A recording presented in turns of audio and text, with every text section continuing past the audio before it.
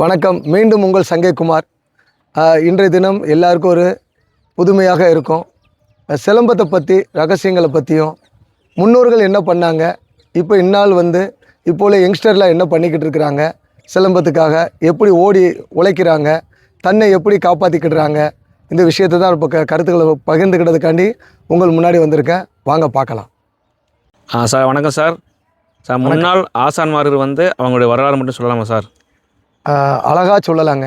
முன்னோர்கள் எப்படி சிலம்பத்துக்காண்டி தன்னை விதைச்சாங்க அதை தான் நம்ம சொல்ல முடியும். ஏன்னா அவ்வளோ தியாகம் பண்ணியிருக்காங்க. சிலம்பாசான்மார்கள்லாம் நல்லா இருந்தாங்களான்னு சொன்னால் ரொம்ப கஷ்டம். என்னுடைய ஆசான் எங்களுக்கு கூறினது என்னென்னா, சிலம்பம் ஆசான்மார்கள்ப்பா முடிஞ்சளவு எல்லாருமே வறுமையில் வாடிதான்பா இறந்தாங்க அப்படின்னு சொல்லுவாங்க. ஏன்னா சிலம்பத்துக்காண்டி தன்னையே அர்ப்பணித்தாங்கன்னு சொல்லுவாங்க. குருநாதர் மூலியமாகவும் எப்படி சிலம்பத்தை ஒரு சீடர் கற்றுக்கிட்டாங்க, மிகப்பெரிய கதையெல்லாம் சொல்லியிருக்காங்க. அவங்க சிலம்பத்தையே தன்னையே ஒப்படைச்சிருக்காங்க, சிலம்பத்துக்காகவே மரணம் அடைஞ்சிருக்காங்க, வீரம் மரணம் அடைஞ்சிருக்காங்கன்னு ஆசான் அடிக்கிறோட சொல்லுவாங்க. அதால் ஆசான்களை நம்ம கண்டிப்பாக மதிக்கணும். அவங்க சொன்ன உபதேசமான வார்த்தைகளை நம்ம எடுத்துக்கிடணும்னு என்னுடைய ஆசையை எங்கள் ஆசான் சொன்ன மாதிரி அந்த ஆசைக்கு நானும் கட்டுப்படுத்து அந்த ஆசான்களை அவங்க ஆசீர்வாதம் கண்டிப்பாக நம்மளுக்கும் கிடைக்குன்னு நினைக்கிறேன். ஏன்னா ஆசானோட வரலாறு பற்றி சொல்லணும்னா எல்லா மாவட்டத்துலேயுமே சிலம்பத்துக்காண்டி கஷ்டப்பட்ட ஆசான்மார்களும் தியாகம் பண்ணவங்க ரொம்ப பேர் இருக்காங்க. அவங்க வழி வந்த சீடர்களும் அதிக பேர் இருக்கிறாங்க. அதில் நானும் ஒருவனாக இருக்கும்போது பெருமைப்படுறேன்.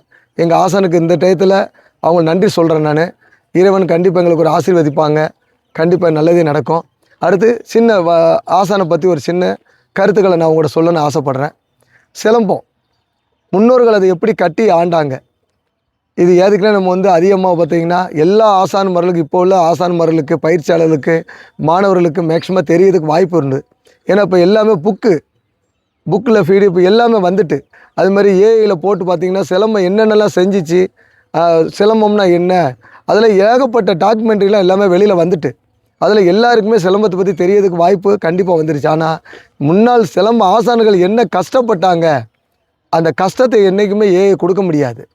ஒரு படமாக கொடுத்தா கூட அவங்க என்னதுக்கு சிலம்பத்தை கொண்டு வரதுக்காண்டி என்னென்னலாம் செஞ்சாங்கன்னு சொன்னால் தியாகம் பண்ணால் ரொம்ப கடினமான விஷயந்தான்.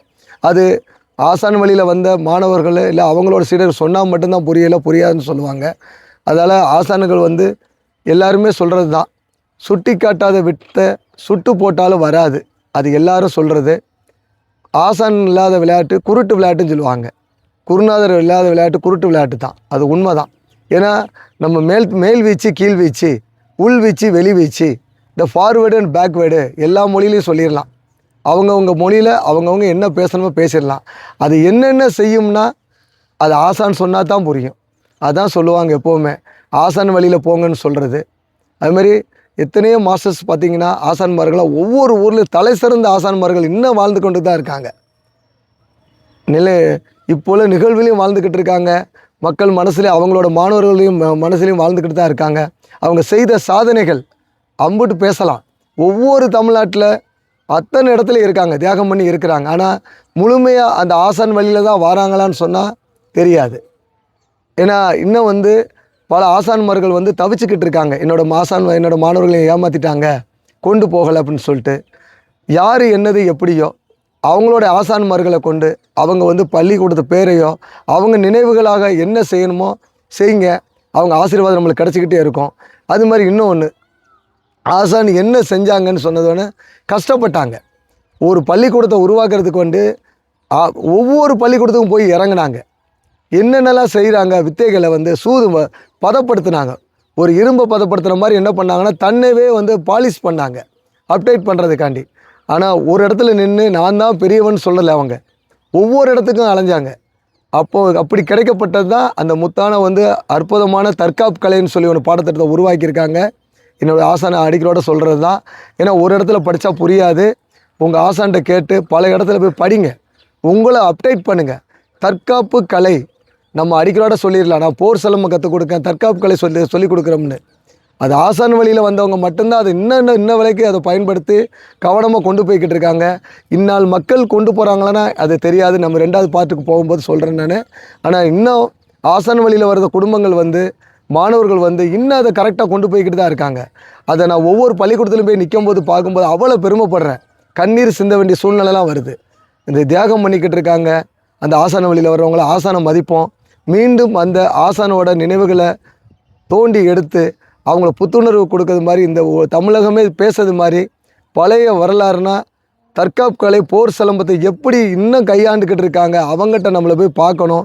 ஒவ்வொரு இடத்துல போய் நம்ம இருந்துட்டு நான் தான் பெரிய ஆள்னு சொல்கிறதோட பழைய காலத்தில் என்ன பண்ணிக்கிட்டு இருக்காங்க ஒவ்வொரு ஆசனம் செய்கிறாங்க சரி அதை போய் நம்ம தோண்டி பார்த்தா தான் சிலம்பம்னா என்னென்னு தெரியாதுன்னு தெரியாது. ஏன்னா எத்தனையோ ஊர்களுக்கு போனாலுமே ஒவ்வொரு ஆசனம் ஒவ்வொரு ஆசனத்தையும் ஒரு தனி சிறப்பு இருக்குது. அவங்க கம்பிட்டு எடுக்கிறது, இந்த பாவல முறை செய்கிறது, அடிமுறை பண்ணுறதுலாம் பார்த்திங்கன்னா அவ்வளோ அழகு அவங்கள பண்ணுறது. அது காரணம் அப்படி எவ்வளோ கஷ்டப்பட்டுருப்பாங்கன்னு பாருங்களேன். சில ஆசான்மார்கள் வசதி படுத்த ஆசான்மார்கள்லாம் இன்னும் இருந்தோம் அவங்க கஷ்டத்தில் இருந்தோம். சில ஆசான்மார்கள்லாம் ஒன்றுமே இல்லாமல் இறந்து போகிறதும் ரொம்ப இருக்கிறாங்க. மனவேதனையை கொடுக்குது. ஆனால் இந்நாள் உள்ள அவங்க எல்லாம் நல்லா இருக்கிறாங்க. அவங்க கொடுத்த ஒரு விளையாட்டை வச்சு இன்ன வரைக்கும் நம்ம நல்லா இருக்கோம்னா அவங்க போட்டது தான். அதை நம்ம மறக்கவே கூடாது. அந்த ஆசான் வழியில் நாமளும் பயணம் செய்யணும். தற்காப்புக்கலை போர்க்கலைன்னு சொல்கிறத வாயிட்டு சொல்கிறதோட செயல்படுத்தணும். வாய் சிலம்பம் உதவாது, கை சிலம்பம் ஆசான் வழியில் வர்றவங்க தற்காப்பு பண்ணுறவங்க போர் புரியறவங்களுக்கு மட்டும்தான் தெரியும். அப்போ நீங்கள் என்னையா போர் புரிஞ்சிட்டீங்க, இந்த களத்தில் குதிச்சிட்டிங்களா? இல்லைங்க. எங்களோட பள்ளிக்கூடத்தில் மாணவர்கள் இடையே செய்யும்போது ஒரு விஷயமும் என்ன செய்யும், அந்த பள்ளிக்கூடத்து விளையாட்டு மட்டும்தான் தெரியும். ஆனால் பிறர் இடத்துல போனால் மட்டும்தான் நம்ம ஆசான் என்ன சொல்லி கொடுத்தாங்க அவங்க ஆசான் என்ன சொல்லி கொடுத்தான்னு தெரியாதுன்னு தெரியாது. அதால் ஒவ்வொரு இடத்துக்கும் போங்க. ஆசானை பணிவாக கேட்டு, ஐயா நான் இப்படி உள்ள இடத்துல வந்திருக்கோம் ஐயா, இப்படி சிலம்பம் செய்கிறேன், என்னோடய விளையாட்டு நல்லா இருக்கான்னு பாருங்கள். உங்களோட மாணவர் தான் நம்ம சண்டை போடலை, சின்ன பகிர்ந்துக்கிடுதோம். அப்போம்போது தான் அந்த விளையாட்டு தனி சிறப்பு வாய்ந்த மாதிரி தெரியும். அதுன்னு தெரியாது. தனக்குள்ளேயே பண்ணிவிட்டு நான் பெரியவன் சொல்கிறதோட எல்லாம் போய் இறங்குங்க, ஆசான்கிட்ட கேளுங்க. ஐயா நாங்கள் இப்படி படிச்சிருக்கோன்னு கேளு, கண்டிப்பாக விட்டு கொடுப்பாங்க, சொல்லி கொடுப்பாங்க. அந்த இடத்துக்கு நம்ம போகிறதே இல்லை.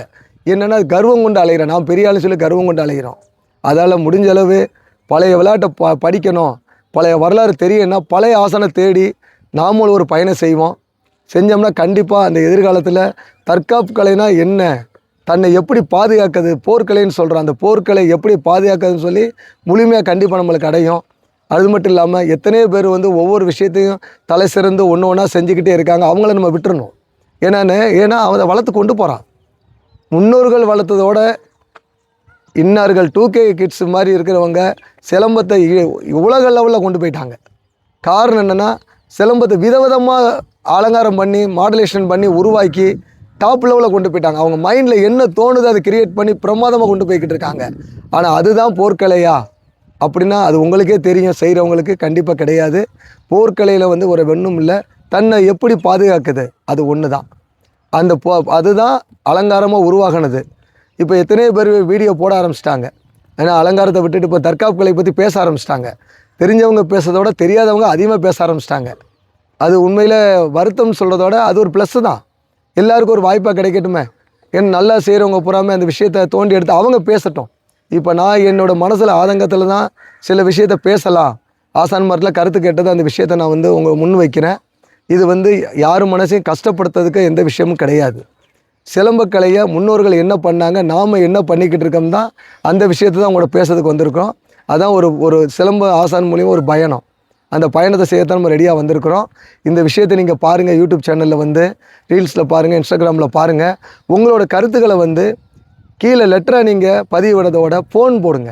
ஃபோன் போட்டு கலந்து பேசும்போது தான் பல விஷயங்கள் நம்மளுக்குள்ள ஒரு நண்பர்கள் உறவினர்களாக வர்றதுக்கு வாய்ப்பு அதிகமாக உண்டு. ஒரு கலையை பற்றி பேச முடியும். இல்லைன்னு வச்சுக்கோங்களேன், நம்ம 2 பேருக்குள்ள ஒரு கருத்து வேறுபாடு மட்டுமே இருக்குது. அது வேண்டாம், நம்மளுக்கு வேண்டாம். எப்போவுமே நண்பர்களாக இருக்கணும். நம்மளாம் ஒரு தமிழர்கள் மட்டும் நினைக்காம ஒரு இந்தியர்கள் நினைக்கணும். நம்மளுக்குள்ள ஒரு வன்மம் கொண்டு நான் பெரிய ஆள் சொல்ல நான் விரும்பலை, உங்களையும் சொல்ல விருப்பப்படலை நான். அதால் உங்களுக்கு என்கிட்ட பேசணும்னு நினச்சிங்கன்னா கீழே வாய்ஸ் மெசேஜ் கொடுக்குறதோட கால் பண்ணி பேசுங்க. உரையாடும் போது தான் பல விஷயங்கள் உண்மை வெளியில் வரும், தெரியும். ஏன்னா இப்போ எத்தனையோ மாணவர்கள் போடுறாங்க, ஆனால் அது எதுக்காண்டி போடுறாங்கன்னு எனக்கு தெரியாது. ஆனால் இருந்தாலும் நாங்கள் ஒரு பாரம்பரிய ஒரு இடத்துல இருந்தால் நாங்களும் சிலம்பத்தை கையாண்டு வந்துக்கிட்டு இருக்கோம். பெருமையாக இருக்குது. எங்கள் ஆசானுக்கு நன்றி சொல்கிறேன். அந்த நன்றியை உங்களோட ஆசானுக்கும் சொல்லுங்கள். உங்களுக்கு அப்படி கிடைக்கலையா இந்த விளையாட்டு, தேடுங்க. எந்தெந்த ஊரில் பெரிய பெரிய ஜாம்பாண்டு ஆசான்மார்கள் இருக்காங்களோ அவங்கள்ட்ட போய் கற்றுக்கிட போங்க. இல்லை அவங்க வழி வந்தவங்ககிட்ட போய் கற்றுக்கிடுங்க. உங்களை நீங்கள் வளர்ச்சி படுறதுக்கு தான் நம்ம முன்னோர்கள் சிலம்ப பாதைகள் நாமும் ஒருவன் சொல்லி இந்த பாதையை எடுத்துருக்குறோம். வாங்க பார்க்கலாம்.